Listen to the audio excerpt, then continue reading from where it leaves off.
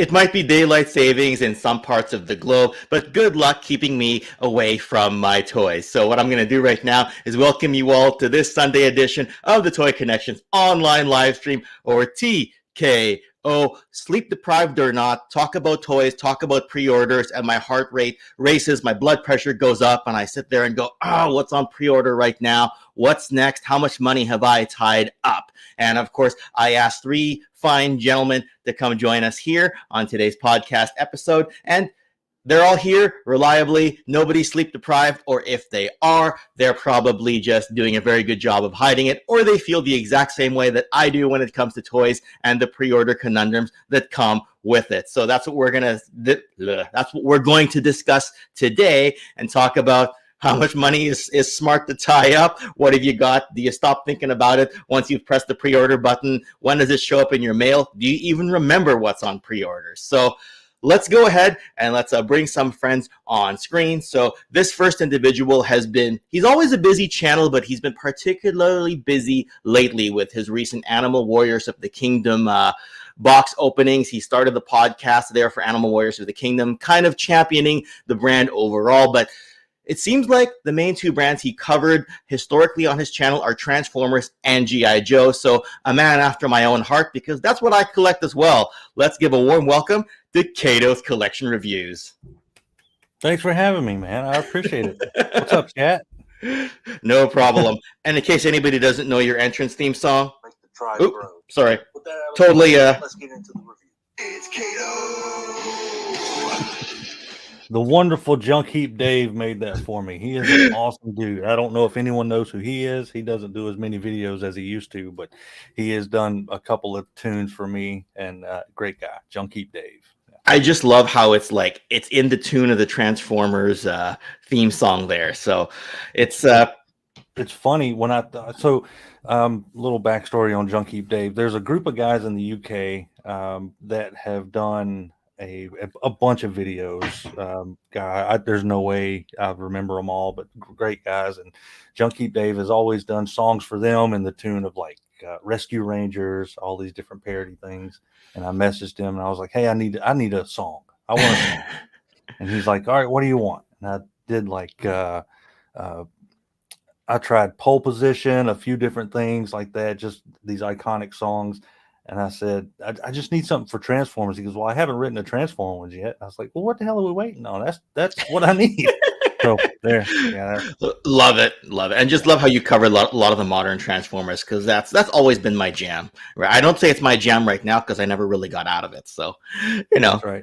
Anyway, this next individual has been pretty much running his own podcast for several years in a row right now, championing a lot of things like Marvel Legends, G.I. Joe Classified stuff. He recently had Mark from Gridiron Studios on as a guest.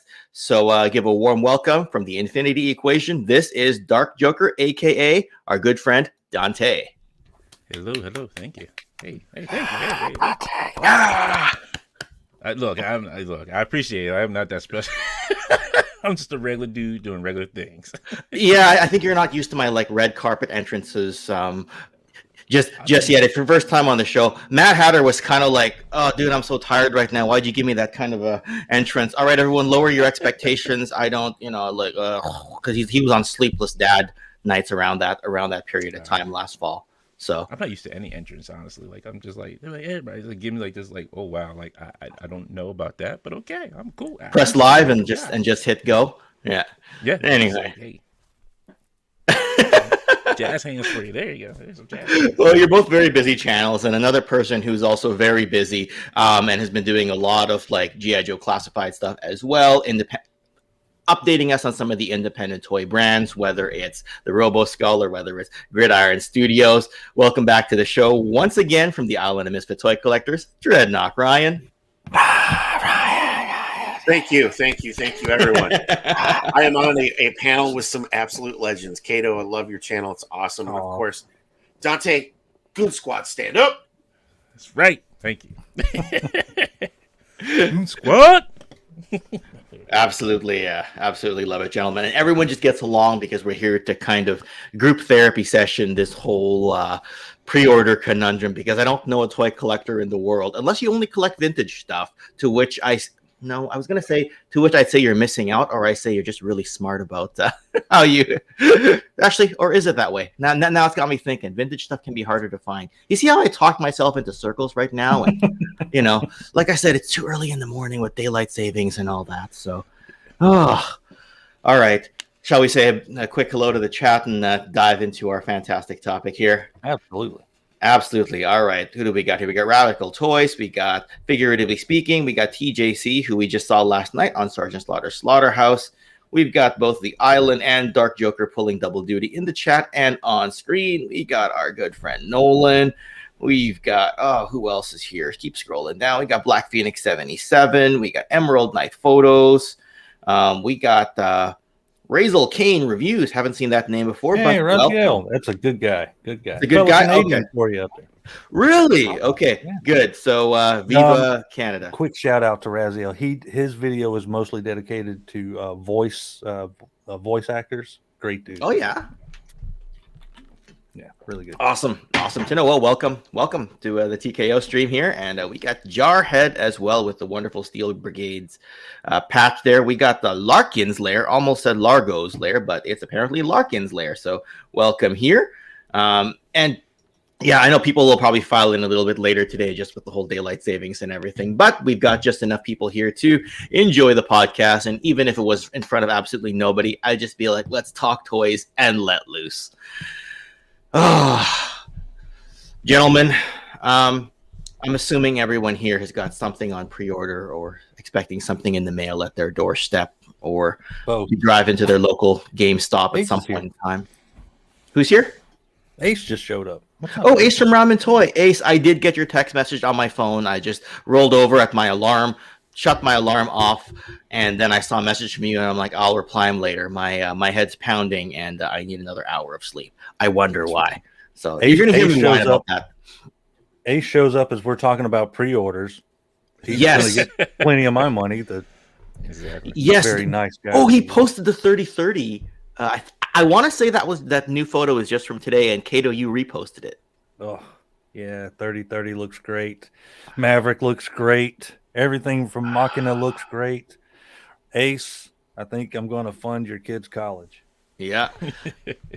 I think a few of us will. And welcome also Impossiblepie, the latest Patreon supporter to the Toy Connections Patreon channel. So thank you, buddy, for joining in on today's fine day. Now, all right. So I'm just going to throw up the loaded question here, and we'll go in a clockwise fashion. Have you got a lot of stuff on pre-order? And how the hell do you keep track? Let's go clockwise. Kato, over to you, bud. Oh, yes, I've got plenty on pre-order. Every Joe that was just, well, not every Joe. The exclusives for sure. And a lot of stuff I try to find in the store. Plenty of Transformers, lots of upgrade kits. Everything from AWOC. I don't have any Mythic Legions on pre-order yet, but as soon as they pop up, I know I will. Yeah, the answer is yes. Plenty of pre-orders. As far as how I keep up with them, this is not a paid promotion for this app by any means, but the shop app, the Shopify shop app, helps me big time with that. I don't know if anybody uses that, but I highly recommend it. Anything that you can link your email to it, and anything that's being shipped via that email goes into that app, and it all lines up perfectly, and you can see what all the tracking for it is. Fantastic. That's how I keep track of most of them. And you can enter them manually too, but that app is genius, especially for AWOC because they use Shopify. Oh, good to know. Add one more thing to the tool belt there. And it's funny it took us this long to connect, because like with you being like a Transformers and G.I. Joe guy 1 and 2, and that's always been my 1 and 2 for the last couple of decades, right? And I'm just finding out now you're a little bit of a wrestling fan too. So I think the funny thing about that is I think we all fall into the same trap of I've watched all you guys. We watch, and you seem just a little out of reach, and we just never bother reaching out to contact. It's like, oh, we all feel like we're just normal dudes doing YouTube, but everyone that we watch is like somebody that you've been watching on YouTube, and they feel almost, it's so stupid to say, but they feel impersonal and out there that you've got to reach out. Like if I were to reach out to Dante, I'd be like, he's too busy. He's not gonna talk to me. Ryan, he's got too much going on. That's how I felt like, because this is the first time I'm connecting with Kato and Dante on, kind of in the flesh, or as close to in the flesh as possible, right? Although I bug Ryan pretty much every single day, right? Ryan knows what I had for breakfast. He knows when I skip breakfast. He knows what kind of cream I use in my coffee. He knows what wrestlers I love, which wrestlers I hate. Double J, Jeff Jarrett. He knows who's... I'm with you on that. Okay, good. I agree with you with. Yes. He should just go ahead and sit in the back. I'm sorry. All right. So for those who actually want us to talk about pre-orders, I apologize in advance if this becomes a wrestling ad hoc discussion and argument and debate about, who is the GOAT, Bret Hart, why AEW is... No, Ryan's here. I shouldn't just throw out a blanket statement out there about why AEW is better than WWE. Ryan's here. He's going to reach across the screen. And for the first time ever, someone's going to, jump 3 time zones and grab me in the face and say, don't ever say that again. Yes. Kato, do you follow... Just say this. They both have issues with booking and character development and storylines, and we're covered. Mm-hmm. Kato, do you follow modern wrestling, or are you mostly old school? Old school. I just didn't...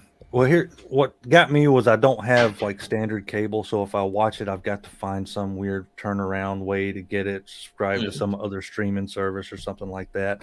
I will say that once AEW kicked off, I really wanted to get into that because it seemed like such an awesome throwback to like 80s, 90s era wrestling.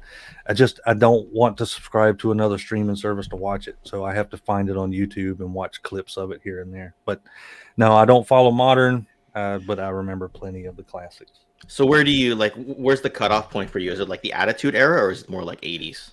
I probably cut off at the 80s, came back around the Attitude Era like everybody else, like most other fans did, and then dropped off due to time and travel. Yeah. So that was probably outside of the 80s. The Attitude Era was like a big highlight. I mean, we were big. We would, pull together money and go over to somebody's house and watch all the pay-per-views, and we did all that. I think what turned me off was when there was something on almost every night. I used to look forward to Monday Night Raw, these special these shows that you would watch once or twice a week, but it seemed like there for a while it was something on every day and you had to watch everything. The wrestling went through the same thing that comics went through in the 90s, where you had to collect 37 X books to get the whole story. And I kind of drifted off from there.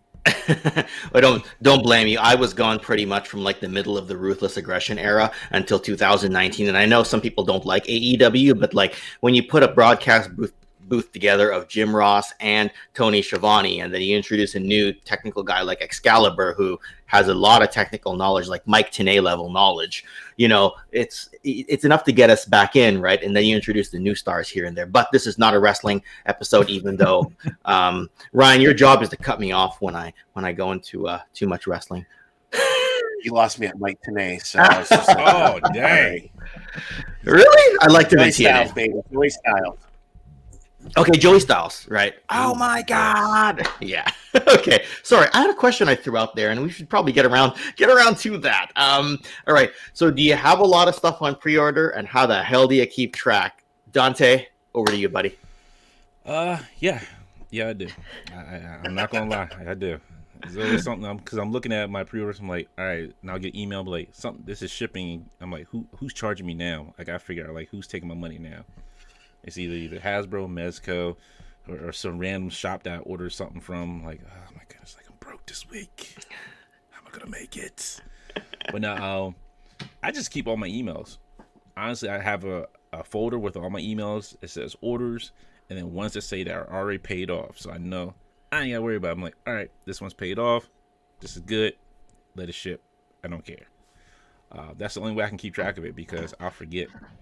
I'll really forget, and I'll be like, did I order something and I don't remember what it is? And there's times I've accidentally deleted emails by accident. I'm like, what did I order? I'm like, what is this? It's coming. I'm always suspicious, like, what it could be. But that's the only way I can do it. How many of us have accidentally gotten the same thing twice? See, I was about to say Dante's way works then. Yeah, I just did it with No. Scrap Hook. I got 2 of them, sent one of them to Inutabi so he can have it. Normally I'll find it in a store and I forget to go cancel a pre-order. That's what'll happen. Yeah. I think I did it with Dorkside once, and I can't remember because it was so long in between. Because I think I had ordered, what was it, the Ghost Rider with the bike, and I was like, all right, I thought I already got it, and then like I get charged again, like almost like a year later. I'm like, didn't I already? I already got this. I thought I canceled this, like. And I couldn't remember because I couldn't dispute it, like I couldn't dispute it. Like with Dorkside, I'm like, I don't know if I did get it, and just sold it off. And I'm like, all right, I had an extra one, but I'm like, did they send me this or not? I was like, all right. I was like, whatever. So I just got another one to sell. Like, or Yeah, give away, the whatever. other one is when you pre-order from Hasbro Pulse, and their system is dreadful for finding old orders. And you also order from Amazon to try to see which one's going to come first. And you'll get something from Amazon, completely forget that I got it from Pulse, and it's stupid. It's first world problems. No, I agree with you. With Pulse's searching through their orders is like horrendous because I have to have the email up plus the website and see what the number that's order number that corresponds with it, and I gotta go back like 6 pages. Like, oh, there it is. That was really like 4 months ago. Really, I ordered this. Like, good Lord. I got to figure out. That's where Shopify came in handy. I got to figure out what to do with Pulse because ordering to Canada, there's a certain amount of shipping that you got to pay. And I forgot that I didn't realize that the classified Valkyrie 2-pack was a Pulse exclusive. So I either got to wait for it to show up on GameStop, or I got to repay the shipping, or I got to call Pulse and be like, can you add this to my snow job and scrap iron order? Because, like, it's weird because to Canada, to ship just snow job was $21.99. When I added scrap iron, which I know is not an exclusive, but I had to add something, it was $26.99. And I bet if I add the Valkyrie, it's $29.99. So it's like, I probably got to call them and say, can you update my order and get those 2 Valkyries in? Not that I have enough room on the shelves anymore. Like, I'm completely running out of space, and now stuff's piling up on my desk upstairs, and I don't think the wife's too happy. Well, I got a question about that. So, would it be easier for you, like, if you open like a PO box in the States and then just have it shipped from there? Because then you at least get like cheaper shipping to you a little bit. It kind of cuts a little bit down on your shipping price. So I do at least like stack it up. I do have I do use like an intermediary service that's not officially a PO box. They're called Shipsy, and then they're about like less than 10 minutes up the road to me. They ship it over here. That's how I got a bunch of gridiron stuff. So it does work out, but then of course I have to ship it there, then authorize the reshipment, then drive over there to pick it up, as opposed to it just coming to my door, right? In the case of Pulse, they're not as bad. It's more when somebody uses like FedEx, and then FedEx tries to charge you like a brokerage fee. Like a month later, I'll get like a $50 brokerage fee. And that was the first time it's funny, Kato mentioned Mythic Legions. The first time I ordered Mythic Legions, that's exactly what happened. Right. And when I ordered from Ringside Collectibles, that's what happened as well. So, yeah. FedEx always trying to get Can you sign up for the Pulse membership, Ken, and get free shipping in Canada? I've never tried. For some reason, I don't order from Pulse that often. So, like, for the $50 a year, I'm not sure whether it would be worth it for me or not. I mean, free shipping at $21 a pop, that pays for itself. It does if they do free shipping to Canada, which I got to check. I mean, I don't know if anyone in the chat, like maybe highly articulated, maybe you can tell me if you've got a Pulse membership and whether or not it makes sense, because then I can just get the next Pulse exclusive that way. Yeah. So anyway, Braziel says nope. Oh, that's right. He's in. That's right. You literally just said he's in Canada. So I guess there's my answer right there. Right. It's an emphatic no. I think it's the same way Larkin's Lair is in Hawaii. I think he suffers the same issue. I don't think they do free shipping to Hawaii either. Yeah. Anyway, so. But isn't it Hawaii? Yeah, I guess Hawaii. Isn't Hawaii considered a state at this point? Like, isn't it? Oh, it is. It definitely but it's is. not lower 48. Right, so it is, like, it's in the United States. So go ahead and give me my shipping. Yeah, but it's all right. I said everybody can ship everything here because it's tax-free shopping here. There's no taxes, and shipping's cheaper. So you just ship it to my house and just let me know. I start piling up everybody's orders. Like, all right. Careful what you ask for.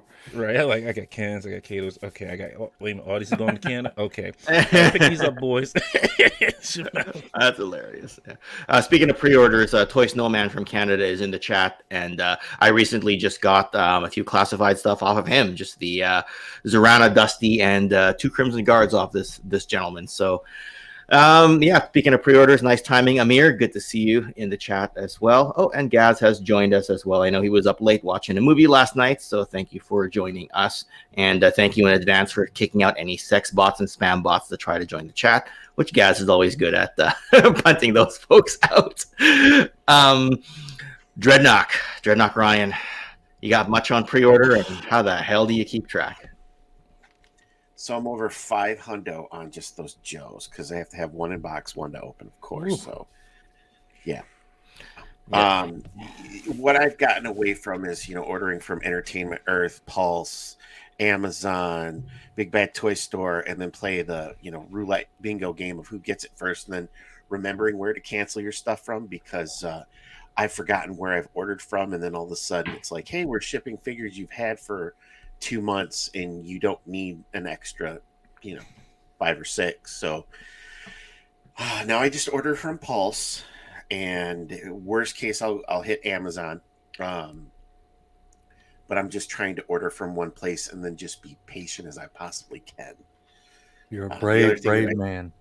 Yeah, you know what, it just gets so frustrating trying to remember where the hell you've ordered stuff from, and it's got to be bad for these e-tailers too, where you're pre-ordering from a number of different places and then you cancel all their orders, and are they sitting on it? And I don't want to hurt a lot of these small businesses anymore. So I get that. I normally keep that down to Pulse and Amazon.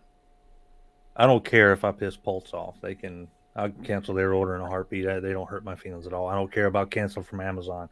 But you're right. Like ordering from, say, the Chosen Prime or Toy Dojo, those Entertainment Earth, ages 3 and up, another great company. They're awesome. They're 30 minutes up the road from me. Ages I'm 3 jealous because I love those. I met them at TF Con. Oh, you did? So you got to talk to Eric and they Boris. Were awesome folks. Really? I'll have to let them know. I chatted with Kato today. They worked out a thing a while back. They sent me a couple of display. Do I have it? Yeah, they sent me a couple of these to look at.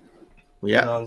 Loved those, and these things are great little displays. Oh my goodness, they gave me one of those as well. I'm not going to remember the name of it. The diorama set. Oh my goodness, it's literally on my channel's back catalog. I reviewed one in 2021. Yeah, but, great folks. Those and Toy Dojo, they kind of always go hand in hand. They do. Yeah, I wasn't aware that you knew Eric and Boris personally. Like I will see them in a couple of weeks at a show. I wouldn't go as far as we've never had coffee or anything, but I shook their hand and spoke to them. So yeah, they were good people.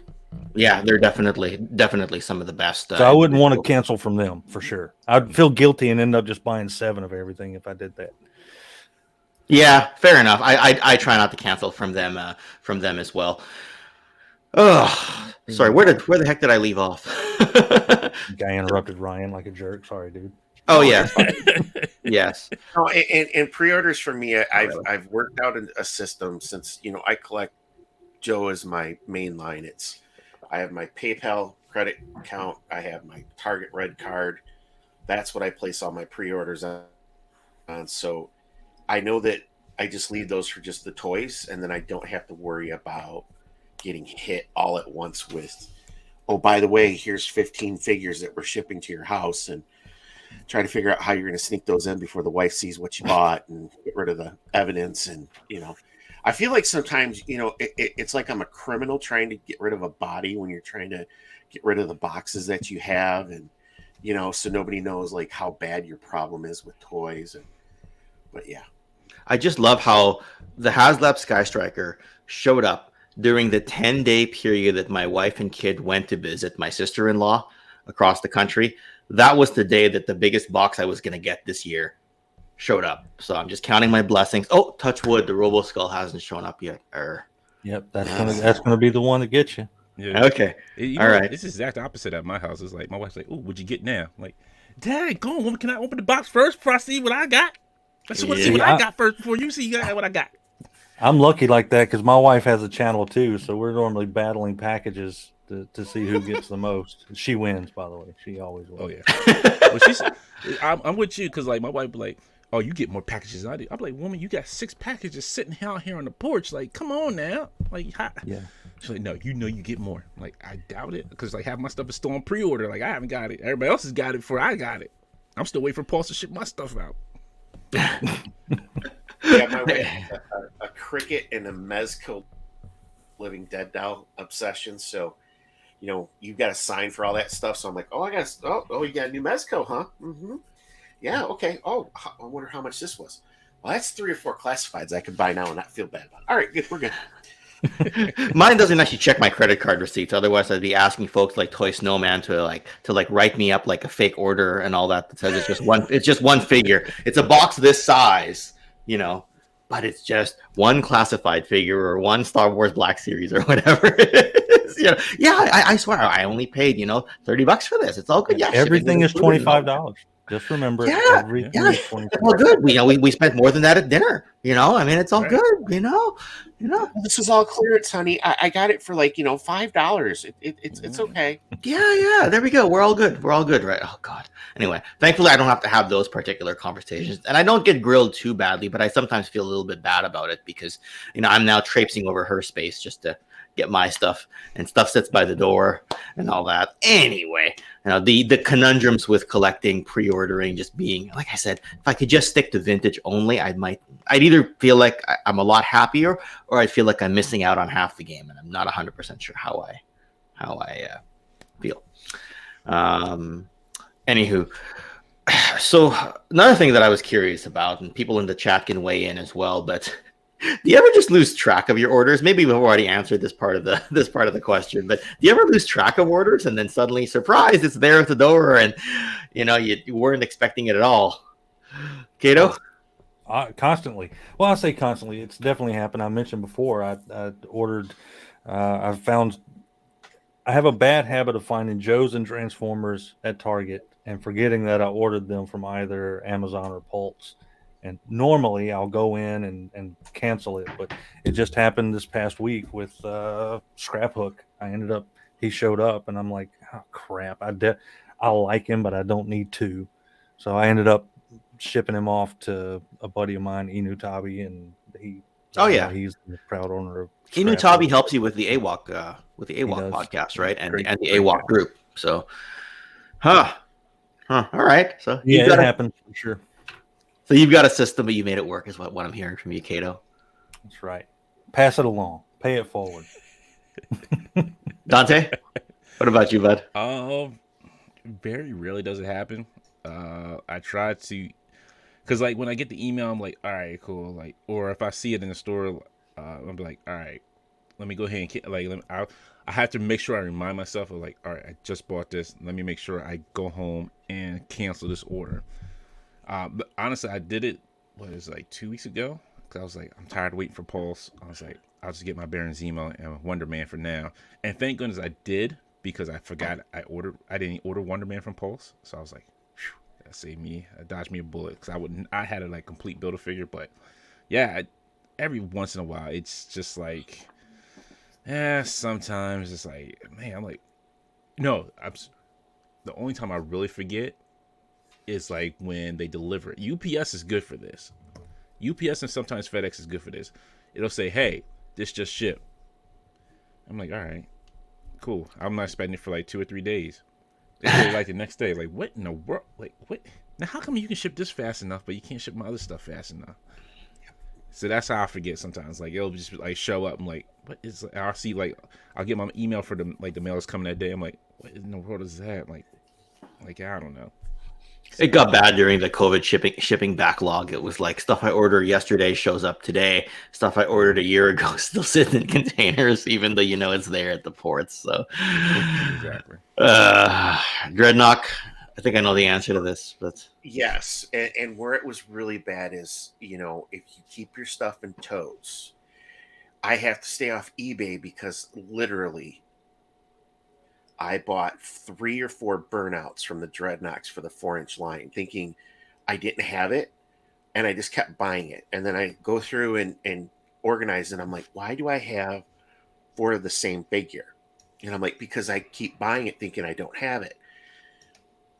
I'll find customs that are like, figures that are clearance on Amazon, and I forgot that I already picked up another one to do the custom. So I'm like, oh, I need that, and I'll buy it. And I'm like, why do I have 3 Tiger Force Outbacks now? I don't remember why I ordered. And I'm like, oh, because you were going to do the custom and you just never did it. So then, as Kato says, I'm like, hey, Paul from Joburg, I'm going to send you this Outback figure you guys can't get because I have 10 of them. So yeah, that's the problem I have. So. Paul from Joburg was just on a big marathon yesterday, I think, on a Universal Toy Collector, doing a charity stream, I think, yesterday. TJC and Scuba Pete were telling me about it. So it's funny you mentioned Paul. I think he was literally just been streaming all day yesterday. Or, I'll send stuff to Zazel or to Phil. It's you just pick it up cheap, and you're like, it's sitting here, and I have 2 of them now because I forgot I ordered 2, and just go from there. So, thankfully, the last time I did that was for an army builder. Kato will know this one. The Studio 86 Sharktacon was the one that I only planned to get 2, and then I ended up with 3. But I'm like, it's an army builder, so I guess it's okay. I am so glad that I've got this mental block on army building. It's probably saved me thousands over the time. I don't army build. And I get 1, maybe 2 of something. I don't even like getting recolors unless it matters. But unless it was really. But it has to be Starscream, Thundercracker, Skywarp for it to matter for you, right? Like it has to be like ingrained. It has to be. But I'm ingrained also from a childhood. giant hypocrite, so that could change at any given moment. Oh, whenever someone says repaints, I actually mental block wise, I don't count Starscream, Thundercracker, and Skywarp as repaints. Speaking of hypocritical, because it's hardwired from childhood. You know what I mean? It's the new repaints, like the Prime next to you over your shoulder there. Like that's repaint from existing colors, right? Because that was not a color we had as a kid.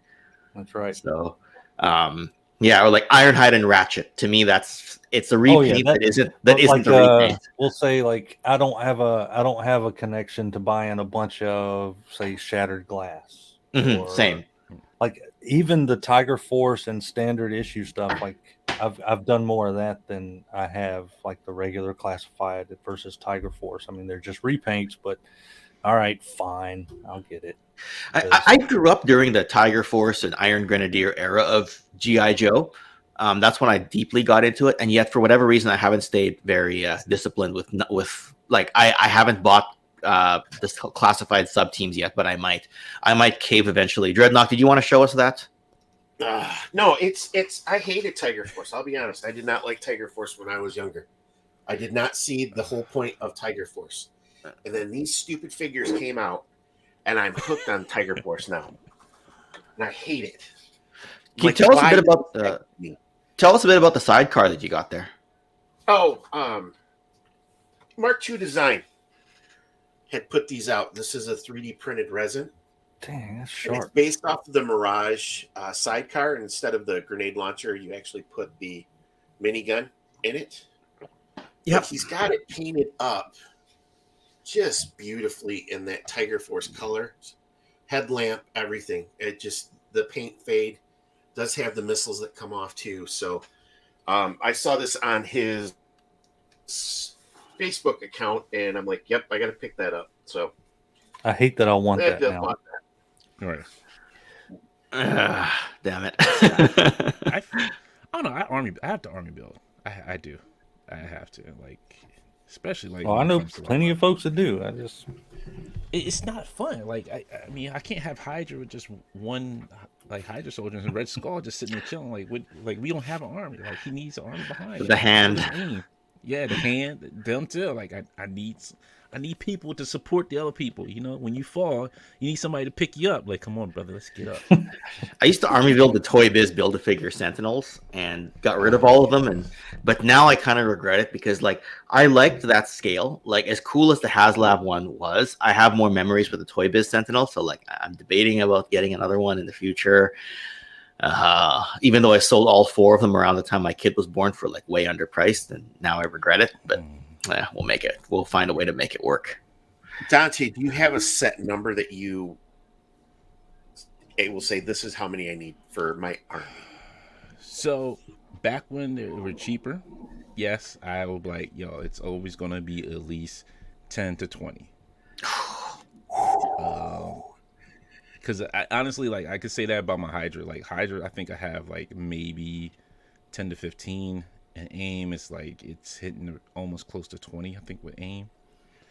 But now that they're a little bit more, it's maybe like 6. I had to stay even. I need even numbers. I can't deal with odd numbers. So yeah, so maybe like 6 at this point. 4 to 6, I would say. All right, fair enough. Well, we can circle back to army building anytime in this stream because that's part of the whole pre-order conundrum thing, right? Well, yeah, because some places, they put limits on the amount you can pre-order. Yeah. So then it's like you're buying from multiple places to get your magic number of what you need for your army building.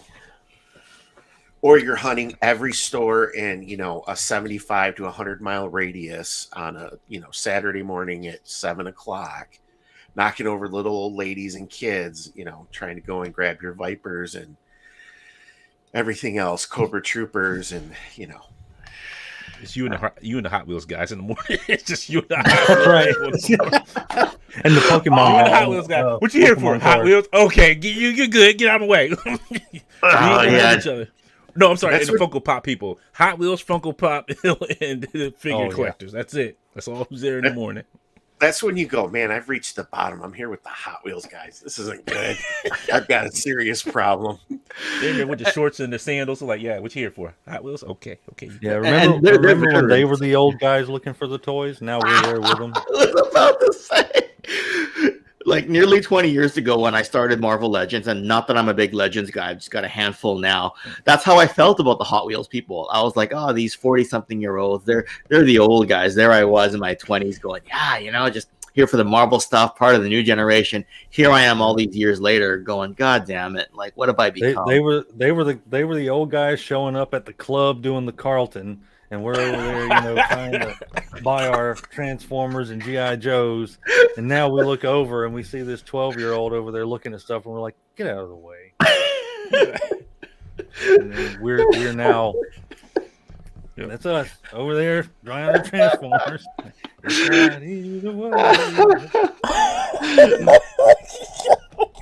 Or you get that look from the mother with her kid, and she's like, why is that guy looking through? Let's go to the next aisle, and you're like, exactly. What? What did I do wrong? Like, sir, why are you over here? I'm just here to get my figures, ma'am. That's all I'm here to do. Please leave me alone. Nope, they ain't got it. All right, you can go ahead and look. Whatever. I noticed the judgmental eyes are getting a little bit less and less over the years. Yeah. I know there's no cursing on this channel, so I'll only do this once. But like the word "kidults" is thrown around a lot, and it's one of those.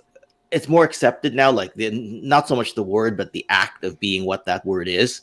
So I think they just accept us when they see us in the aisles now, especially with that article having come out a few months ago. So I just don't care. I really don't exactly. care. Thick skin. Move on. Could not possibly care less what somebody else down the aisle is thinking of me buying. I'm going to buy whatever I want. And it's the same way in the collector's world. Like it's, we get a lot of,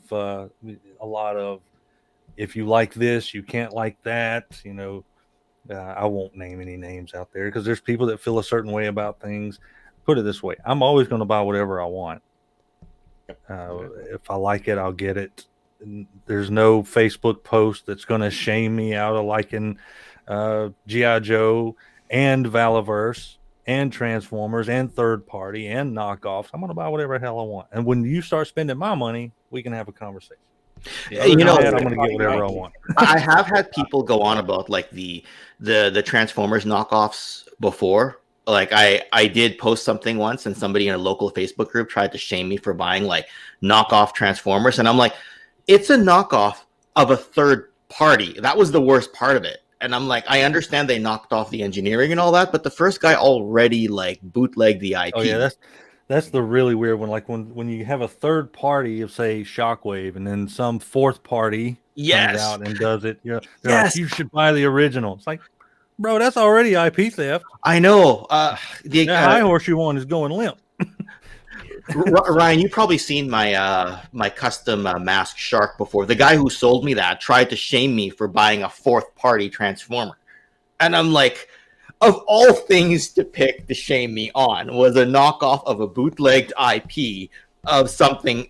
It was just the weirdest thing. So like when Kato said that, I had all these memories of like stuff that happened in local Facebook groups in the last 6 years or so, and like I still talk to some of these people, right? But there's just the weird philosophies that get and that's thrown fine. around. They can think what they want. I'm not gonna reverse shame anyone. They can feel however they want, buy whatever they want. But again, when you start funding my collection, you can tell me what I buy, and I'll do the same to you. Absolutely. You know, the only thing I get ashamed of buying is Beanie Babies and Funko. So besides that, I'll buy anything else. I will say this: if you're buying McFarlane figures, yes, you should be ashamed. You should be ashamed. Okay. Okay. I'm joking. I'm joking. Please. They're like, look, this guy came on Kato's show and said, look, he's like, the kid show, he's like, look at it. He said, don't buy those McFarlane. Like, I'm joking, folks. I'm joking. Please, I'm just joking. That's awesome. I'm joking. Anyway, I'll just for a second here. TJ Singh, I haven't heard your name in a while. Great to see you in the chat. Thank you for the super chat. And it says here, namaste, folks. Just joined the stream.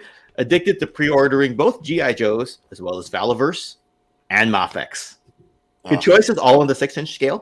And it's super expensive with taxes in India, but they are much, I guess, they are love, I guess is what he's trying to say there. And I feel you there in Canada. I know I probably get hit with a little less in shipping fees and taxes than you do, because being a little bit further off. So I do feel an element of what you're going through there, TJ. So totally sympathize with that. And once again, thank you for the super chat there.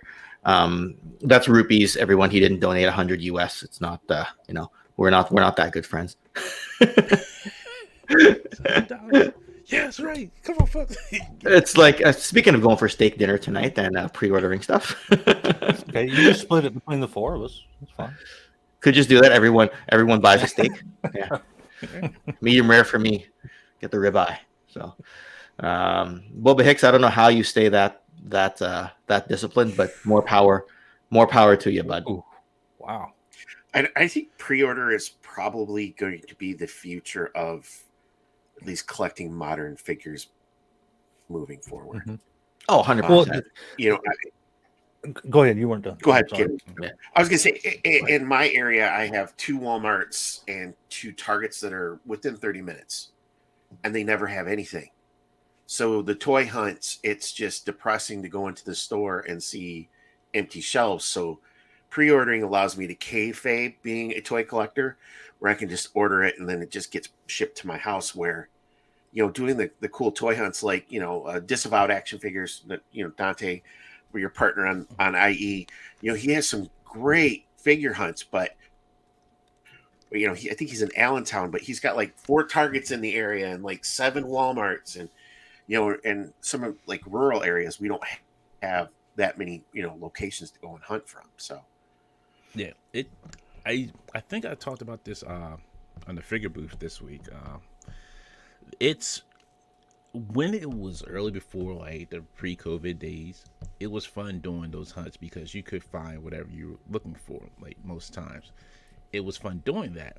Now since COVID, it's just like there's nothing on the shelves, and at this point, I don't feel like wasting the gas to drive to a store and be disappointed by the time I get there, or have to get up early to get there when the store opens to see if they're going to have it out on the shelf, or when they may put it out. I just rather pre-order it, be patient and wait for it, and just be like, look, if everybody gets it first before me, that's fine. I'll enjoy it when I get it, but I just don't feel like wasting the gas. Feel like driving to different stores, because I could say like there's a Target probably like a good 15-20 minutes away from me.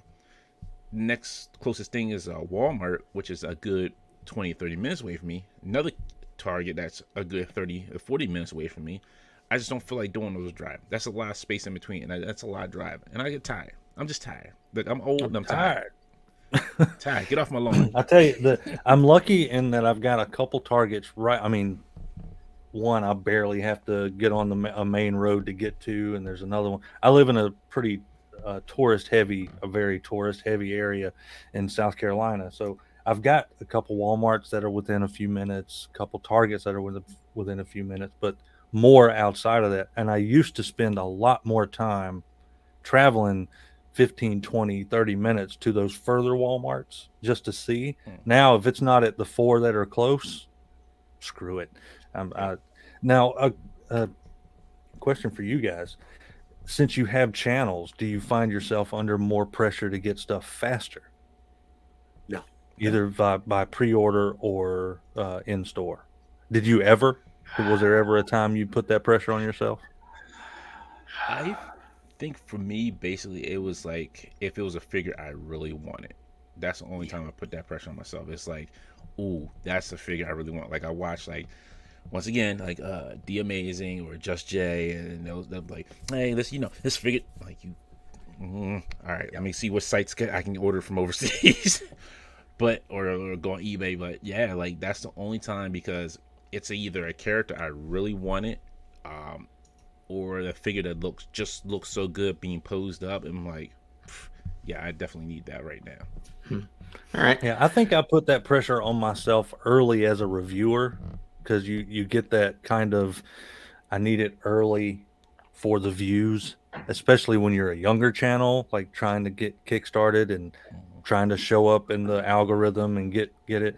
You know, I made a promise early on that I would never buy something just to review it, something that I didn't want, just to have it up. Like, I knew it was going to be popular, so I'm gonna get it, even though I don't really want it, just so I can have it up. I've kept that promise pretty much, but I have in the past. I've gotten better at it now. Probably in the first year or so of collecting, where I was like, man, I need to find this in the store before anybody else, or at least fairly early, you know, to try to get those views. But as the channel aged a little bit, I guess I'm going on 5 years. You're a bit more established now, yeah. Still young. It's just like I just finally just got to the point where I'm like, I'll get it when I get it. Earlier is great, but it's completely out of my control when something shows up. So it's all up to when they get it, when they ship it to you. Yeah. I'm just gonna quickly pull this up on screen here. TJ saying thank you once again for the super chat, and says here also, I'm 35, single, successful professionally, and my mom thinks I'm not getting married because of toys. LOL. But this has become my escape from stress. Don't blame you whatsoever. I mean, that's TJ, that's what this should always be about. Is it's toys are a way for you to just get away from, get a break from life. So don't ever feel bad about that. Yeah, don't worry. You'll meet somebody. 100%. Your mom says that you might, like, you will. You meet that lady. She'll be like, "Oh, you collect these? These are very nice." And then she'll be like, very accepting. Collecting. And right. And then she'll be like, don't hey. ever like and then hide you'll be that. married, money, and you'll be like, "Oh, where'd my money go? Oh, between us both, baby. Oh, let's do this."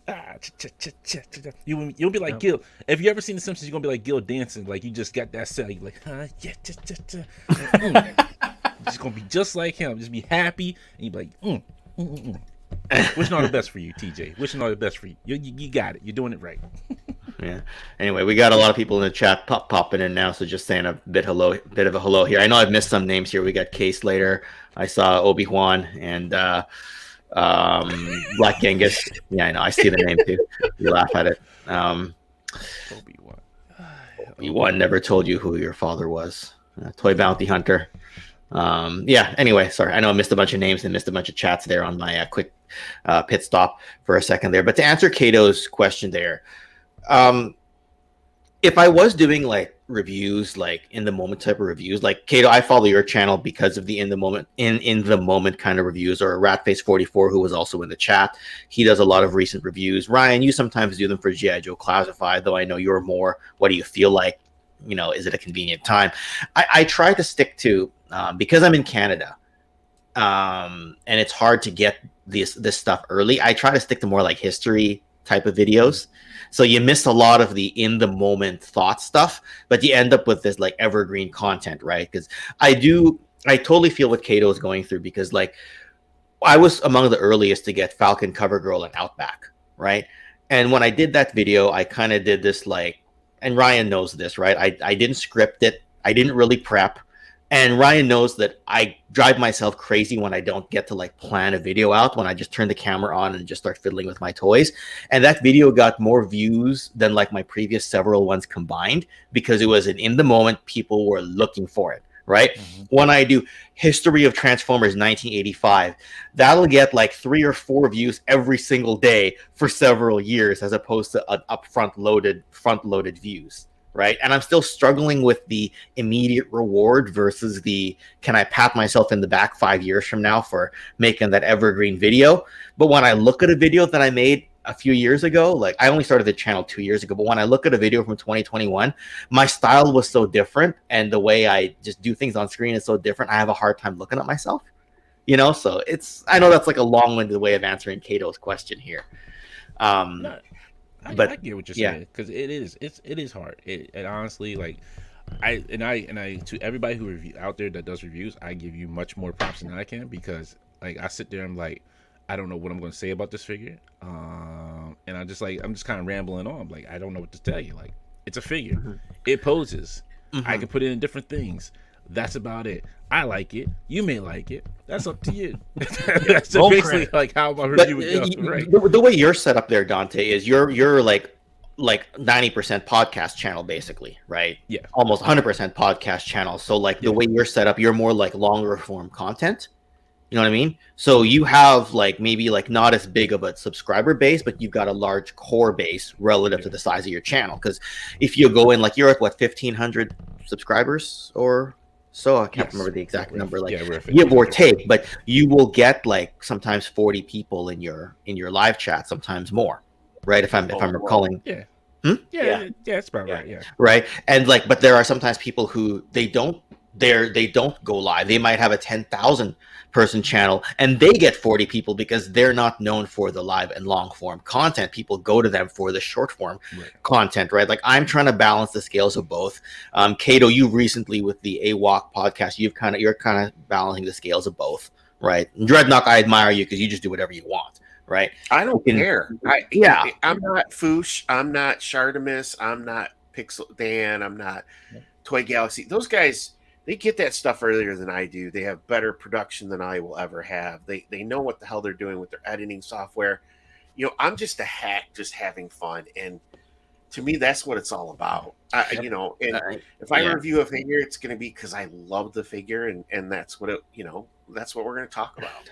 You know, I try to advise people because I do this all the time where I get so finicky about lighting, camera position, scripting, audio. Dreadnok, I was just talking to Gazz last night. I sent him a copy of a video early because there was something bugging me so badly about that video. And I was like, tell me if you noticed. He's like, I didn't notice. Then I pointed out what it was. And he was like, really, Ken? You're worried about that? What it was, all shame aside, the light caught my nose in a funny way, and I could see my white hairs in my nose, and I was literally, that was what was pissing me off. And I was thinking about redoing, and nobody will. And this morning I was like editing, like, okay, I don't need to see my face on this one, so I'll just put some overlays, and Gazz is sitting there like, Ken, I didn't even see it, even when you pointed it out. I'm like, no, but it looks like there's something in my nose, and he's just like, stop it. As long as it's not a booger hanging out, who cares? That's what it is. Do it. It'll get tons of views. Just have one just chilling out right here. There I am trying to talk intelligibly like and all crazy, that, right? Like it was literally like, the light caught my face in a funny way, and I could see white hairs, and that's all it was. An extra hand and put it up there, like, this figure doesn't come with extra. That's what I'm gonna do. One of my next reviews.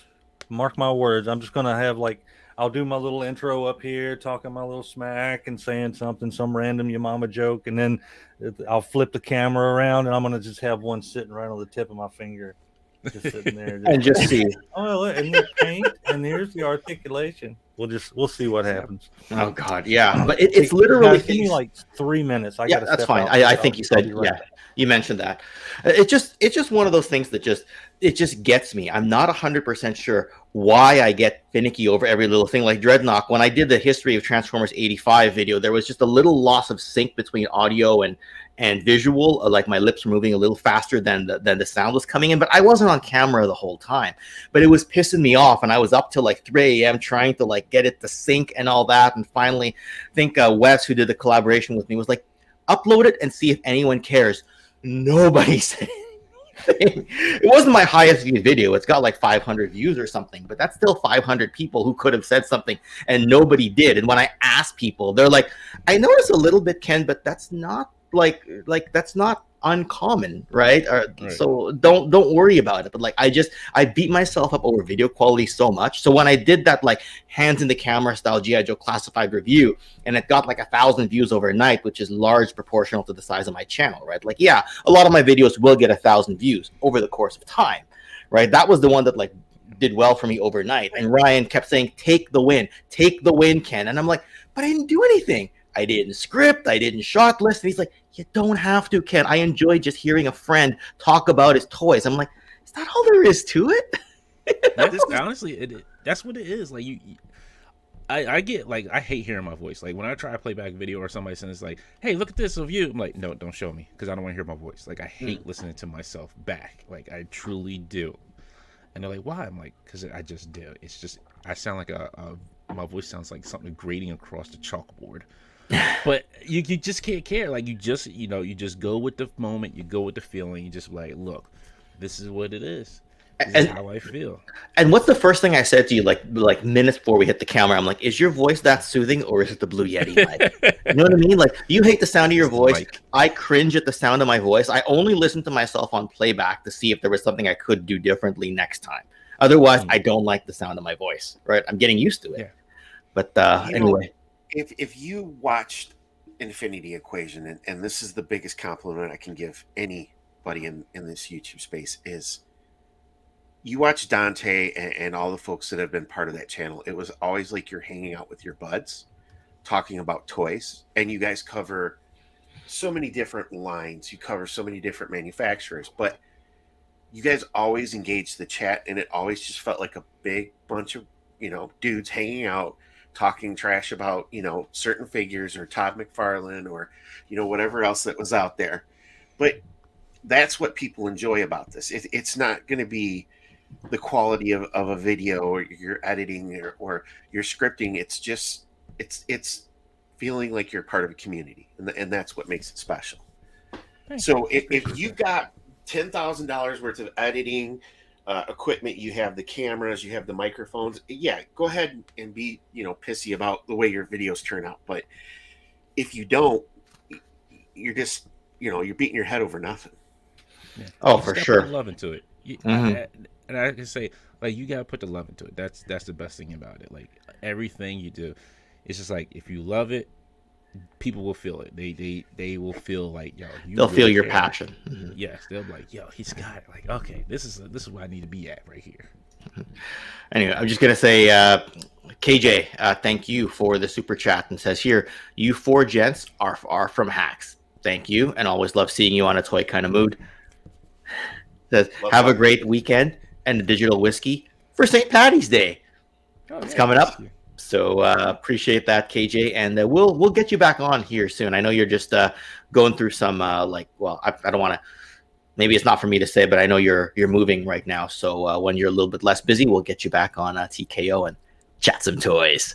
Sorry, I forgot what I was going to say next there, but I might have cut somebody off. Didn't even realize it. Need more coffee, I think, for this day. Thank you, real quick. Thank you, Black. Yeah.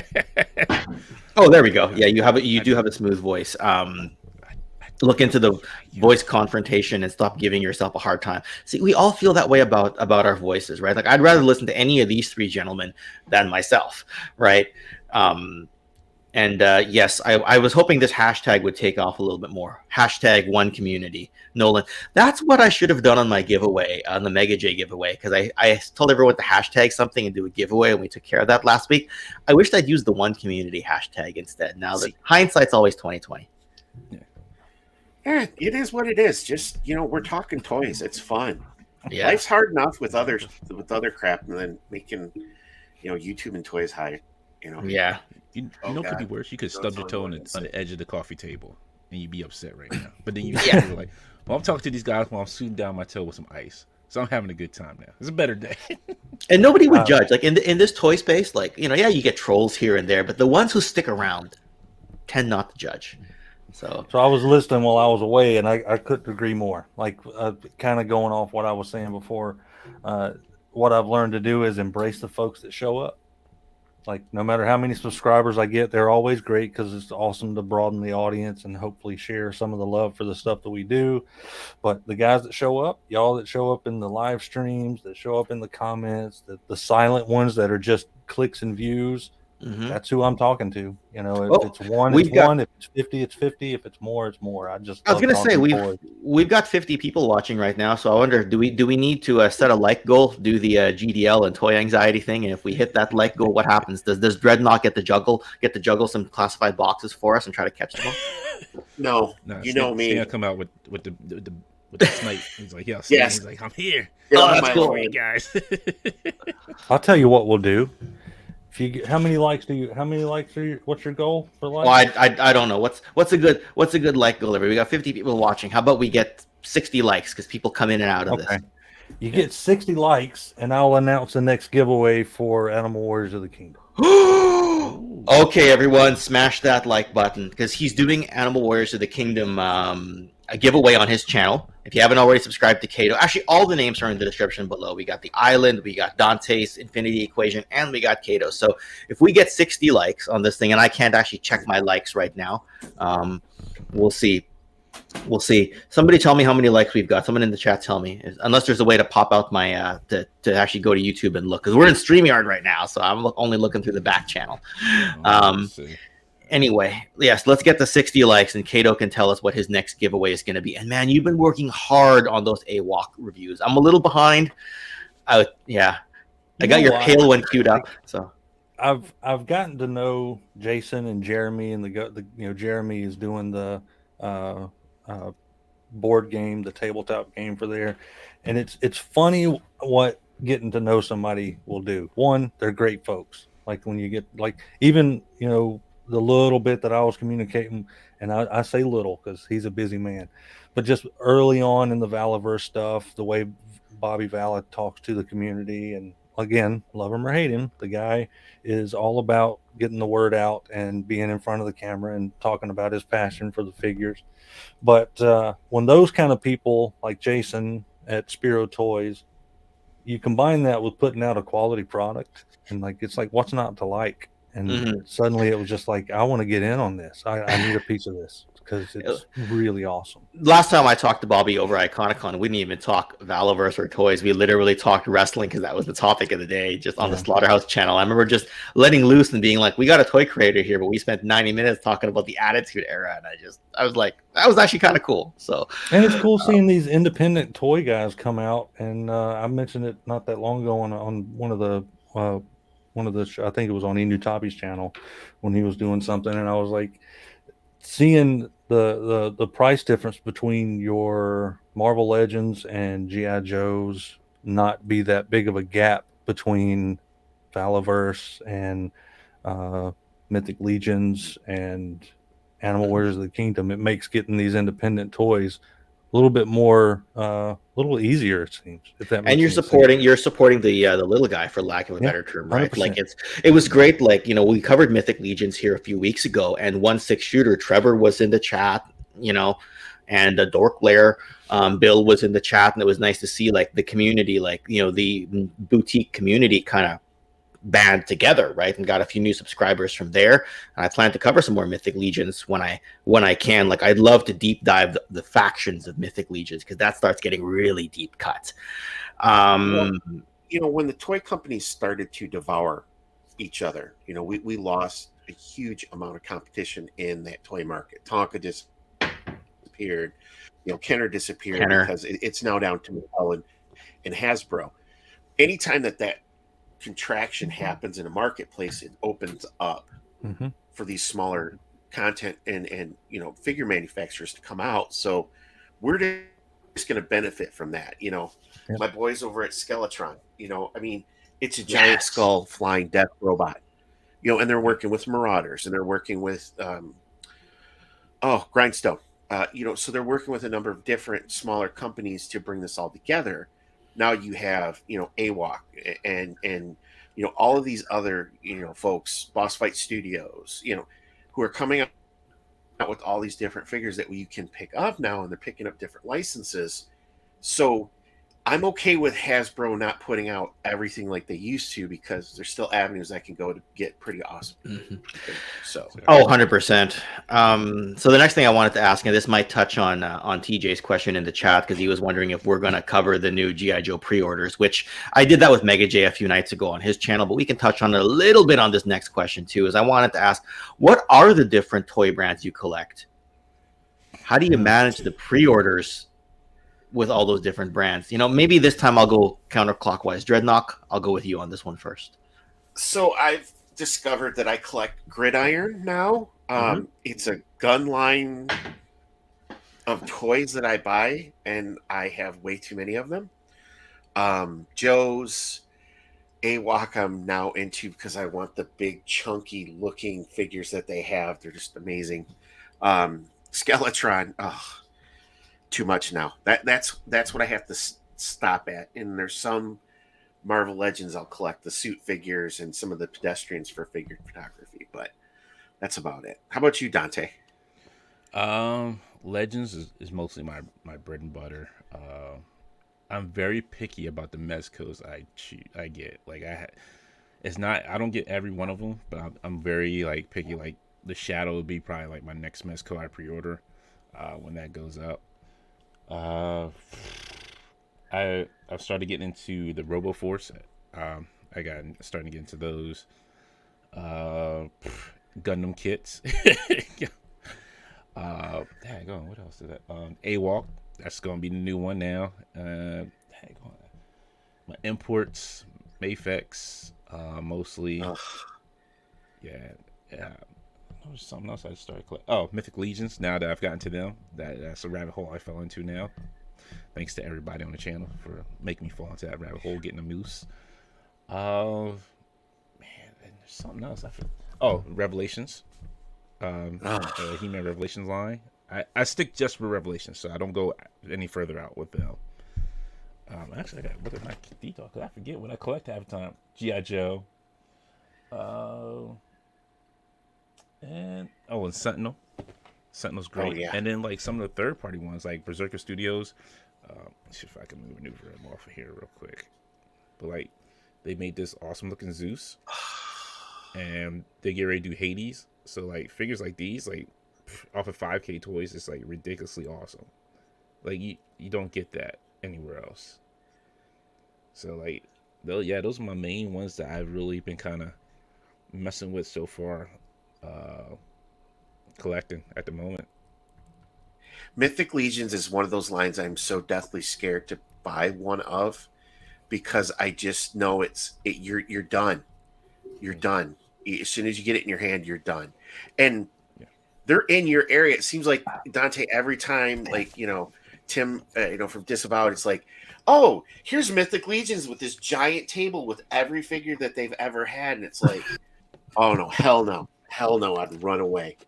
It's the fun part of living on the East Coast. But, you're seeing these one-off Zeus and Hades. I've been looking at the Almighty, the Kickstarter, which has the Archangels, and I'm I want to get one of those, at least to have one. And I'm God, that might be that slippery slope I don't want to go down. What about you, Kato? I'm sorry. Yeah, go ahead. G.I. Joe Classified for sure, for that nostalgia kick. Sometimes I forgive a little bad quality if it uplifts my nostalgia enough, but most of those have been pretty good hits. Valaverse gotten pretty much everything they've offered so far. Transformers wise, I do collect mainline, even though I've been a lot pickier on the mainline stuff lately. Third party all over, mostly Legends now, just for the sake of room. Legend scale stuff, New Age, Magic Square, stuff like that. Obviously, Animal Warriors of the Kingdom has been like that, and Mythic Legions has been a new rabbit hole. I am defying every urge to look at the backlog of Mythic Legions and only go from what's available now forward, because the late tax on Mythic Legions is super high. Headless Horseman, anybody? Which I know is part of their figure line. Huh? Yeah, see, that's available. I think one of those are available on BBTS right now. Let's look at this, Dante. Yeah, they're great, man. They're awesome. And I got into those for the sole purpose of like, oh, they've got some figures that I think could work well with Animal Warriors of the Kingdom, and I'll just get a couple to compare with, and then it's over. Oh yeah, that's fucking awesome, man. That's all you need. This is all you need in your life right here. That's all you need. Those two figures are all you need. This was yeah, that's gorgeous. They make some awesome stuff. I've picked up a couple of three so far. The three latest ones that they've offered. This guy is my latest grab. Yes, the unknown one looks awesome. I love what they do with the accessories. I love. Yeah, there's a rabbit hole. But again, I'm going from like this timeline forward, whatever's available. I know there's a reissue of that Headless Horseman. Mythic Legions isn't a rabbit hole; it's a black hole, and it just sucks you in. It's an abyss. I mean, what is not to like about this? Come on, that is one of the best looking figures I've ever had. It's so good. Cloth cake, man. Yeah, I'm really glad that Hasbro's prices have gone up, because it made me go, oh, well, $40 isn't so bad. Yeah, the trolls and everything they have. For figure photography. Luckily, I suck at that and posing, so figure photography is not going to be a hole I go down. Virtually everything I've got has. I got like 3 poses in me, and they're all variations of an A stance. So that's all you get with me. But yeah, I love it. I love the collection, and I love finding new stuff, man. I love, like, I've started looking at the loose collectible stuff, the loose collector stuff. Like they've got that stuff looks good. That hide figure that they have, come on, that looks amazing. Yeah, Savage Crucible. I'm probably going to pick and choose on. I've seen the Archangel that Ryan was talking about. Looks good. So, yeah, it's a good time to be a collector, man. We are spoiled with options, but we aren't spoiled with income. That's the only thing that holds us back. And nice thing about it, you're gonna have new stuff. Like my buddy Mike, I know he did his live last night. He's been doing his rounds, but with his Wall XD Kickstarter, like you can build like your new dioramas around figures now, which is great. So that's gonna be like Creative Space is just starting. It's figures, now they're moving on to dials. It's gonna be awesome. Yeah, so I know I stepped out to use the restroom there for a second, just because I was really dehydrated and loaded up on a lot of liquid this morning. Did everyone get a chance to say what they pre-order? Because I think I might have missed Dante's section on that. But no, it's fine. I rob people when they come out of Target. I'm assuming it's Marvel Legends and Classified. So for Dante, no, I rob people whatever they come out with the toys wise. I just take their stuff. I'm just like, yo, give me your toys right now. Give me what's in the bag. I said outside. That's all I do. Dante has the most amazing Zeus figure I've ever seen, and now that he showed that, I'm like, oh, I might have to see if I can find that, but now I don't want to. Yeah, don't look, man. So good. Don't go look. Yeah, go 5ktoys.com. They got it there. They got the bloody version of it. What is it? 5ktoys.com? Yes. All right, hold on. Y'all carry on. They got a lot of great third-party figures on there. They are awesome. Like. And they're quick shipping too. They don't. Sorry, which site? Which site again? 5ktoys. Oh, 5. Okay. Yeah. Oh God, I hate you. Oh. You just looked, didn't you? Like, I don't want to. I'm on it right now. I can't even see you guys. I'm looking at that. It's all right, Kato. We can do a quick roundtable intervention. Crap! I forgot about the Fight for Glory figures. Those look good too. Oh yeah, I forget. Yeah, the big what was it, the Minotaur, and forget what else is it? I'm looking at Jada Toys Street Fighter, and I'm going, can I even fit another line into here? Because I sold all my Soda Toys ones a number of years ago, which still more or less hold up, but the line is over. So, you know, Jada is just reputable enough that you think they can go far with the line. But where do you stop with it? Like, do you just go with the original 8 plus the 4 for Champion Edition? Characters? Do you get Cammy because, you know, she was in Marvel vs. Capcom 2? Do you get Akuma because of his ties to, you know, to Ryu and Ken? I don't know. It's hard. No, you gotta go all in. Marvel vs. Capcom 2. That's all you're doing. He's gonna take you for Marvel Capcom 2. That's where when I got Blackheart, the Marvel Legends Blackheart from Toy Biz a number of years ago. No longer have it, but I only knew him from Marvel vs. Capcom 2. I didn't know him from other you know, walks of pop culture. So I got a lot of stuff on pre-order myself. I don't even want to go through it. Like the G.I. Joe classified stuff that TJ was asking about. It was like, all right, went to E-Collectibles. I'm like, okay, I guess I'm getting Shipwreck, Rock and Roll, you know, Bazooka, so on and so forth, right? Copperhead.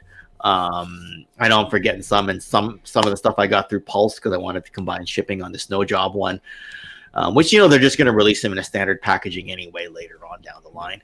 It always happens, right? Like, Kato knows this. How many times have we gotten the Starscream, and then we get a anime movie accurate Starscream with the crown and all that? So like when I see people saying, "Oh, they're not giving us the version they want, they repaint it later," I'm like, "Welcome to the Transformer game." The original Transformers collectors. This is going to come across really bad. But I am one, so I can say it. So am I. My people. Transformers collectors are the most spoiled group of collectors in the world, and most of them, most of them will agree with me because we've always had something to collect. Yes, it never ended. There's always been something for us to get pretty much through every generation. A lot of toys can't say that. G.I. Joe can't say that. It hasn't always been around. There's been a huge gap. I mean, independent toys have been, before, not that long ago, you had to be at a toy show to get something from them, or be in like some weird circle in the know to get something. Mask, Ramen Toys is finally kicking that back off, but Transformers collectors, we've had something from, good, bad, or indifferent, there's been something to collect from that line pretty much in some form since 1985. So well, yeah, we're very spoiled. When I had John from Geek Dad Life on here, he basically said Transformers is like Old Glory. It's always or Old Faithful. Old Faithful is what he said. Is like, it's basically the thing that you can always rely on to be on store shelves. Like, even when the G1 line ended domestically in 1990, in 91 and 92 they still had stuff in Europe, so somebody was still buying them. And when they ended G1 in 1992, 1993 they come along with Generation 2. 1995 that ends, and 1996 Beast Wars comes along. Yep. And there's never been a full 12-month cycle where there wasn't a Transformer on a shelf somewhere. Like, yeah, I know from 1990 to 1993 they weren't in the US and Canada, but they were in Europe. Right, that's where I think Thunder Clash and all those characters got released. And you're right, sorry, I thought you were going to say they're the most entitled. They're the most spoiled because they've always had something. I actually find they're used to. I could see entitled working too as a descriptor. In a way, there's a lot of complaints there. If you're a Beast Wars fan, I'm getting tired of seeing G1. Well, that's pretty much everyone. Bayformers all the way up. If you're a G1 fan, it's like, I hate the movies. Bayformers sucks. So it's like there are things I like. I'm not a big fan of the Bayformers movies.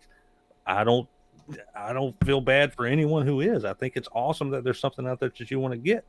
But it's kind of like the weather in the South. If there's not a Transformer that you don't like right now, just wait a few minutes. There will be. That's just it, right? Like, remember when the MPO3 Masterpiece Starscream came out, and we all went gaga for it, even though it was in like this like military off color. And then all of a sudden they released it with like better engineering and anime accurate later on. I think it was better anime accurate first, and then they improved the engineering on the hips later on. Then they kept improving it until you got the MP52, which is kind of out of most people's price range. But they keep improving the same character over and over. So when I see the same thing happening with G.I. Joe Classified, I'm like, I've been through this song and dance. I'm used to the abuse. I'm not saying I agree with the abuse.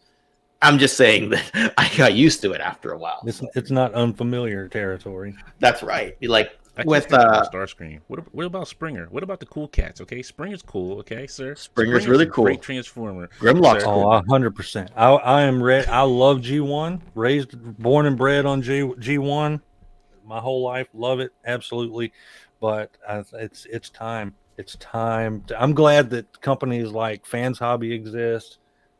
That are willing to take risks on doing like some of the Transformers Armada stuff and making that cool. I'm glad that the Legacy line is starting to reach out and to do Armada and all this other stuff that's not just strictly G1. So I'm happy for all that. You go to TFCon, right, Kato? So you probably have met some of the guys at Mastermind Creations, MMC. I've gone to one. I'm not plural yet, but hopefully Orlando will make that plural. But I go to a lot of smaller cons, Joe Fest when I can. Are you going to be at Joe Fest this year? I'm not. I'll be working. My work schedule gets a little crazy in the summer, so it's I know you're up in the air. I know you're probably not making it this year, Dreadnok. But what about you, Dante? Are you going to be at Joe Fest? No, I got some other things there. I can't mention yet. Okay, they're stopping me from going at the moment. It's all good. He's creating his own mythic Legion Con, and he's going to be surrounded by all the boosters and horses and Dante Con is coming. Yeah, he's going to be like Dante Unleashed. Yeah, I'm hoping to make it to PowerCon this year in Ohio, though. That'll be. I've heard PowerCon has expanded past just Motu stuff now. I've never been up there. The furthest I've traveled for a convention was the 19 whatever year it was. COVID's given me a time blur, but whatever year I went to TFCon was the furthest I've traveled for one. But I want to do more. They just always happen around the time when I work. I go to work for like a week, 2 weeks, or 3 weeks at a lump. So it just blocks out this whole window of time where I can do anything fun. So yeah, I really regret not going to Joe Fest. It's one of my favorite shows to go to. I will catch you there one day. I'm going to my first one in June. So hey, we're at 56 likes. So 4 more likes, and Kato will tell us the next item he's giving away on his channel. We're getting there, right? Got some good viewership today. I can barely keep up with the chat. I almost missed TJ Singh's second super chat earlier on. So I don't know. I guess we've got an all-star panel and a lot of legends on screen that I'm surrounded by. So I guess. Either that or Dante's looking around saying, "Are you talking? Are you talking to me?" Everyone just point to Dante. Everyone just point to Dante. Well, we're gonna put Dante on the spot right about now. I've never had such a legend between my legs, Dante. I pull him up just as he's laughing. I literally pull him up just as he's laughing. All right, take the stage, Dante. Just don't. I'm just a regular guy that does regular things. That's about it. That's all. Just regular guy. Yeah, there you go. What's that? Come back home where you belong, right here. Yeah. Right here. What was it? What was it? I'm just a Bill, an ordinary Bill. That's me. I'm not sitting on Capitol Hill, but I'm just. All right, we cracked 60 likes. I just checked as well. We're at Gazz says 63 likes. All right, Kato. What are we doing? Are you giving away? Are you donating something? Tell us. I was just kidding, suckers. Oh, okay. All right. No. See you later. No, I'm actually. I have Pale, the protagonist of Animal Warriors of the Kingdom, will be given away on Facebook starting tomorrow on the official Animal Warriors of the Podcast Facebook group. So head over to Facebook, join that group. All the details will be in there tomorrow, hopefully by noon. So you can win this copy of the hero of the show or the comic. And, awesome. I just opening up to Canada this time. Last time we just did the 48, Alaska and Hawaii. This time we're going to pop Canada in that list too. So I appreciate that. Much appreciate that. Yeah, and I just joined that Facebook group as well. It seems like it's going to be a good one. So, yeah, I got to get Jason on here as well with hopefully with a working internet connection and talk about AWOC. Jason will be the whole time. I legit thought you froze for a second there, but Yeah. Love that the guy. bayous ain't the Louisiana bayous. They ain't got that. right. They ain't got the internet. They all underwater. hey, Mega J, nice of you to join us on this. What do you call it? The daylight savings. I wonder if that threw him off too. You know, I'm starting to think any of these guys who create these new action figures, the first thing you have to do is get reliable internet so that you can go in and actually promote your line instead of. Yeah, exactly right. Please. Well, that's what I told him. I was like, so there's two good groups on Facebook. There's House of AWOC, which is like the overall fan group where people, we all hang out on there too. That's run by quite some great admins, awesome people there. But then Inutabi and I started the podcast group for news and stuff. And I've told Jason, I was like, dude, your internet blows. I said, let us be some of the PR. Let's work some of that PR for you. Which I know what's coming. Eventually, this is going to get really popular, and I'm going to be a shill for AWOC, but can possibly care less because they're awesome. So, yeah, we just wanted to help him kind of get the word out. And honestly, just started it because it's a place for people to talk. Same thing we do here. Place for people to get together and talk. I told Jason briefly yesterday, I'm like, yeah, we're going to mention AWOC on tomorrow's podcast. Kato will be there to champion the brand, and I know Jason's busy packaging a ton of stuff right now. But, yeah, you know what? Call me a shill of whatever. I know what I am as a fan. I know exactly what I am. If you don't hear the passion in my voice when I do a history video and you still call me a shill, I guess I'm a shill. It's okay. Not going to take away what I do. It's not going to change what I do. So, nope. Couldn't. Again, could not possibly care less at all. Like what you like. Love what you love, man. Be passionate about it. It's your money. At the same time, if I happen to open one of these figures up and it was a complete ball of Duke, I'd probably call it that too. But luckily, it's not. Yeah. Oh, Gazz found the AWOC Facebook group at least. So. Oh, good. Thanks. Something for us to join. I think that's the official. That's the real. That's their. Yeah. Like, the main group. Yeah. But start there. You'll probably find a way to connect to the podcast group from there. Anyone who hasn't joined yet. Go to Kato's page. Go to Kato's page, yeah, and a big big round of applause for Gazz, always working so hard to give us this. Like he puts links in the chat all the time. I know Dreadnok, you put some in there as well earlier. So, well, he'll have a hard time. It's a private group, so you gotta we try to filter out the bots by putting some ridiculous questions in there. It's like one of the questions to join the group is, "Can I borrow $5?" So it's like, no, of course this.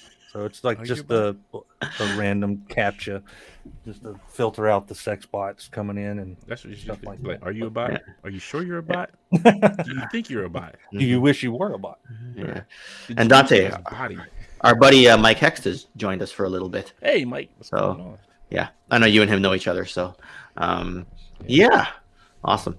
Well, I mean, wow, has 90 minutes basically already gone by? Like, I just feel like we just started. Don't you hate that feeling? It's really only 30 minutes with daylight savings time. Yeah, that's what I was thinking to myself. Like, it doesn't feel like we've been going for that long. See, because you know why? We acknowledge you as a tribal chief. That's why. Oh, yes. Acknowledge me. Acknowledge me. Until you lose your title at WrestleMania. Come on, give Cody the belt. Please give Cody the belt. Chief.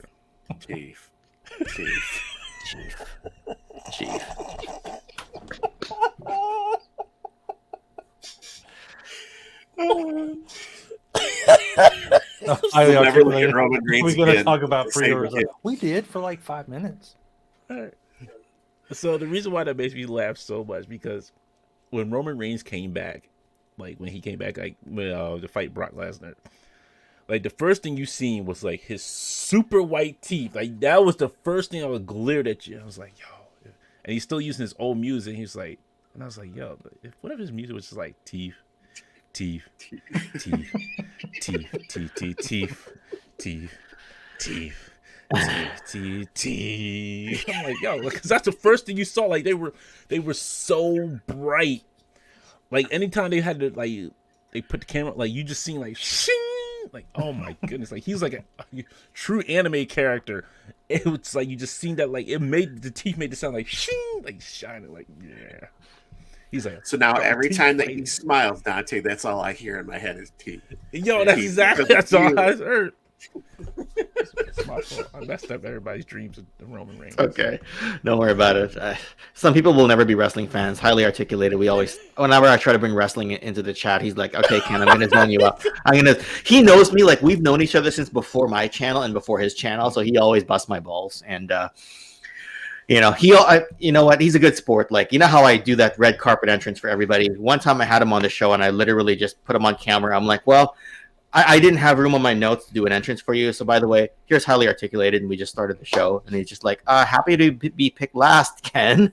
So, And he's a good dude with a great channel, too, for sure. oh, gosh, yeah, his open late, like when he comes on to open something late because he gets it late, it's fun to just hear his insights on things. Like he's a very insightful, very intelligent person to listen to. Now he got me thinking though. We did talk about pre-orders here, didn't we today? Like we did hit the topic for about half. He just probably went to go use the bathroom or something. He missed it. Yeah, and that's fine. It doesn't matter. We all have something on pre-order. You know. Okay, let's load up this question right now. Is there a pre-order, Kickstarter or not, that you're looking forward to the most? Dante looks deep in thought, and we haven't asked him first yet, so we're gonna do that first. What are you looking forward to the most among your pre-orders? If you had to pick one. Oh man, I guess mostly the Batman Mezco figure. Okay. That Batman Mezco. All right. Didn't you pre-order that in like 1989 and you're still waiting on it? When it was brand No, new. not that one. Michael this is Keaton the was new still one. young. No, I didn't. No, you know, and everybody who had that patience for that, yo, I salute you on that one because I couldn't do it. I'd be like, yo, 3 years. Where's my figure? Where's my rubber size figure? Any Super 7 pre-order, you'll know. Like, anyway. Kato, what about you, bud? What are you looking forward to the most among all the stuff you pre-ordered? Pre-orders. Man, I got a lot of pre-orders. Actually, there is one. Let me look at what I got on pre-order, and I'll tell you.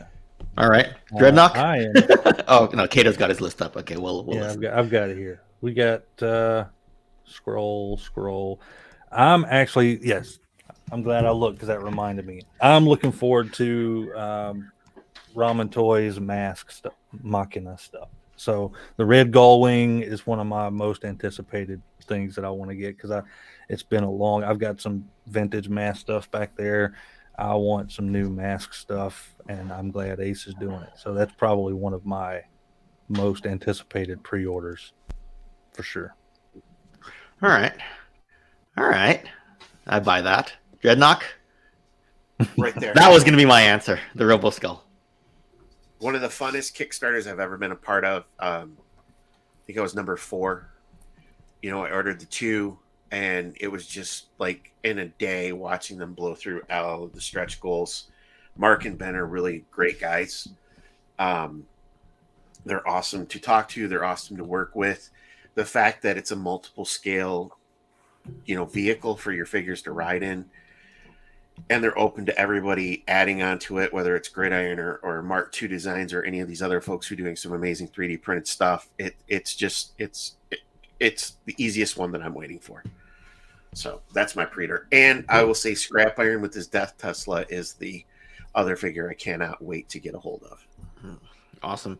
Brian Brinks in the chat. Brian, are you the one that normally does all the charts for Toy Geeks? Because someone always provides them with the charts for like HasLab and how well each HasLab did relative to a previous one. Brian, remind me if you're that person. I'm pretty sure that's you.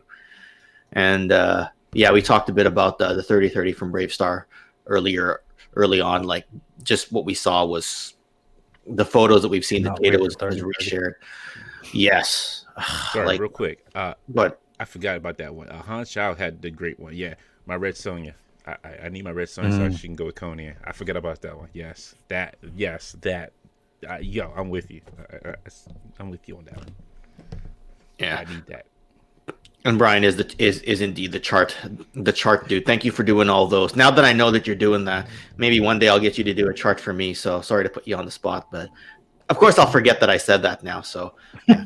Again, he's really good at, like, I think when the his tank blew through all its stretch goals very quickly, he plotted a chart and showed everyone on, and Jay pulled it up on Toy Geeks just how it was relative to all the Marvel Kickstarters. Which, Engine of Vengeance aside, all the other ones did really well, right? At least the Galactus and the Sentinel. So, yeah. Wow. Oh, we talked about a lot of stuff today, but I don't know. Maybe I should go get some lunch at some point in time. Haven't had a chance to eat today other than sipping on a little bit of coffee. I know people still want us to keep going, but why don't we do this first? Let's tell everyone where we can find you. Kato, tell us all about your social media and what you're working on next. You can find me at Instagram, Kato's Collection, Facebook, Kato's Collection Reviews. That's where you'll get most of the stuff. Obviously on YouTube, Kato's Collection.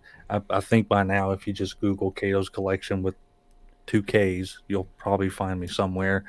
As far as what I've got coming up, who knows, man? I don't know. More AWOC stuff. I shouldn't ask you that. You just did 5 AWOC videos in 5 days, and I'm going, what's next, Kato? Yeah, 6. I did. I've got one more that'll go today. It'll be the end of a week of AWOC.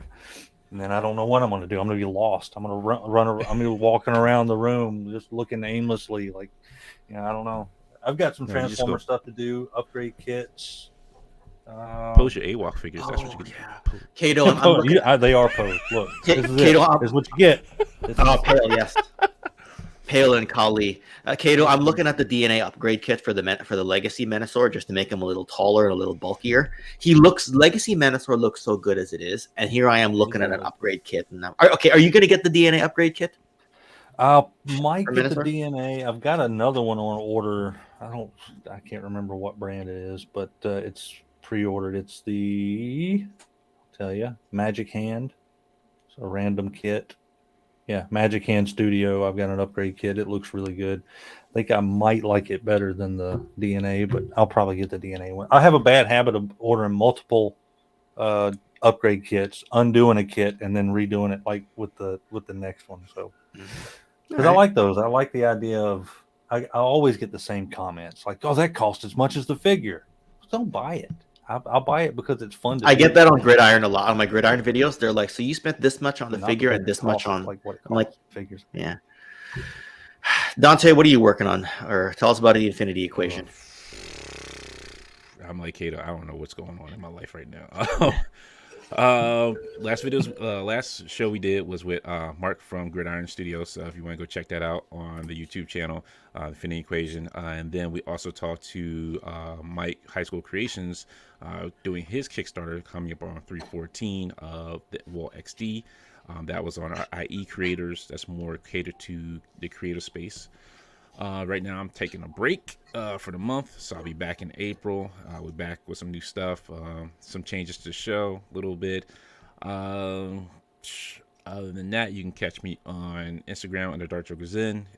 You can catch either me also on the Infinity Equation on Instagram, Infinity Equation on Twitter, Dark Joker Zen on Twitter, and you can also, if you want to, join the Facebook Infinity Equation Facebook group.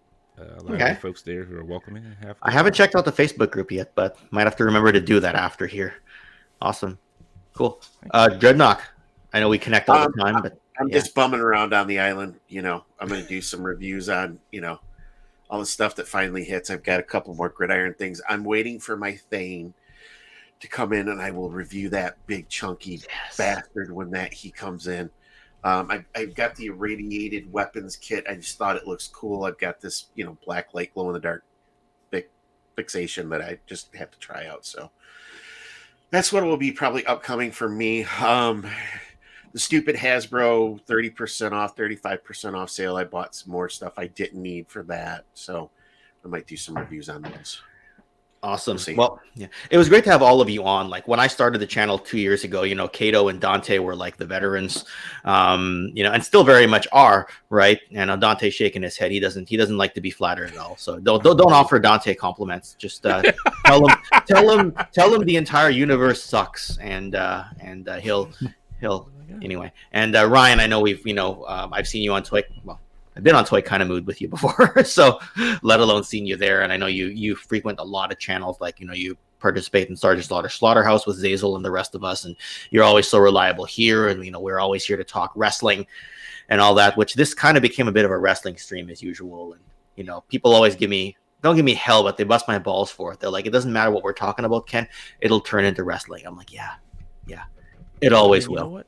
We got to get you on one of the wrestling streams with us then when we do the next pay-per-view. WrestleMania. Oh, yeah. Yeah.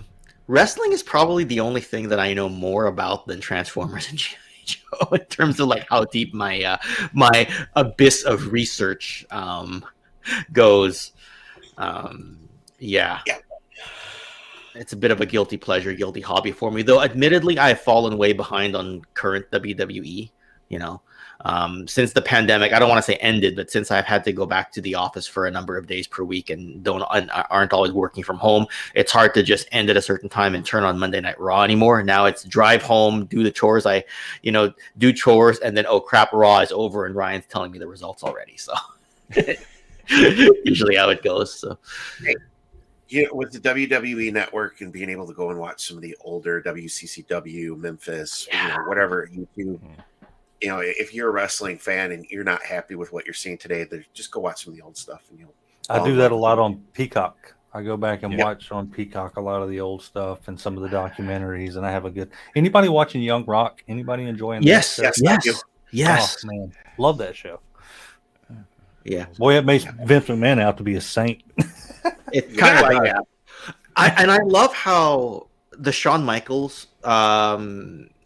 What was the name of the character? Like they showed. Oh yeah, well they tried to not name Shawn Michaels, but they because they always have. And we'll close the show with this. And I think Kato, I know where you're going with that. Kato is they have an actor play all the old characters from the Attitude Era. And Shawn Michaels is never shown. And then Rock is going on about someone who said nice things to him in person and was backstabbed him. And then they said, and they had Chad Frost show up. That was the name of the character. And he kind of dressed a bit like Shawn Michaels, but was known as Chad Frost. And he was like backstabbing the Rock behind his back throughout the whole episode and all that. And people are like, when Rock is telling the story, they're like, I watched the whole Attitude Era. Who's Chad Frost? And I don't know about you, Kato or Ryan. Did you pick up on who Chad Frost was supposed to be in the episode? Not right away, but I was watching it, and I was like, I remember the rumors and the stuff that was going around back then, and I was like, that Chad Frost is not a guy. That's not somebody. I was gonna say, I had no idea who it was, so I Googled it. I'm like, who is Chad Frost? And they said it was an alias to like protect but passive aggressively take a shot at Shawn Michaels, and how he wasn't nice to The Rock, and how even when Shawn Michaels got back in 2002, he and The Rock never worked together, right? Because of how that is, right? That's why those two legends never got into it. Anyway, and yes, Frankie Rivera, thank you. Yes, the article I wrote on the Geek Dad Life page, because they've got a new site. I talk about the Renaissance era of action figures. So I did an article for them, and that became a recent video script.